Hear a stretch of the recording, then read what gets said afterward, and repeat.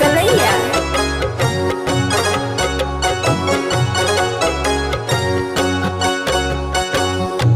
जाके विदेशवा ये राजा हमके भुलैला, जाके विदेशवा ये राजा हमके भुलैला। पगली के अपना तू तो यादो न कैला, पगली के अपना तू तो यादो न कैला, पगली के अपना तू तो पगली के अपना तू तो यादो न कैला।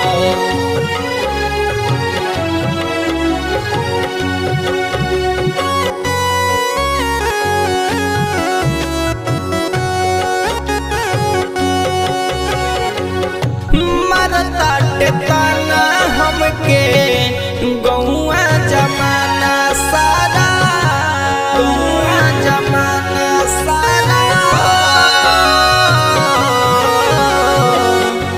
मरताटे ताना हमके गौआ जमाना सारा। राजा तू जाके काहे निर्दयी हो गईला, राजा तू जाके काहे निर्दयी हो गईला। जाके विदेशवा राजा हमके भुलैला, जाके विदेशवा राजा। जानकी रिकॉर्डिंग स्टूडियो कलैया।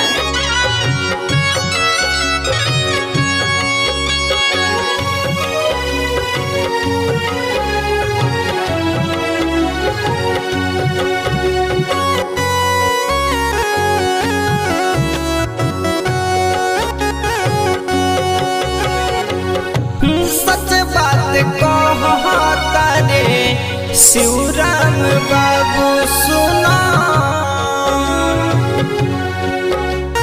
हो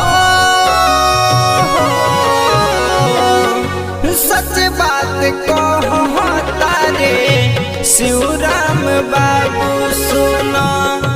पिया तू विदेश में जाके हमें भूल गईला सुना, पिया तू विदेश में जाके हमें भूल गईला सुना। मेहरी के दुख राजा तू न पह पैला, जाके विदेशवा राजा हमके भुलैला। जानकी रिकॉर्डिंग स्टूडियो कलैया।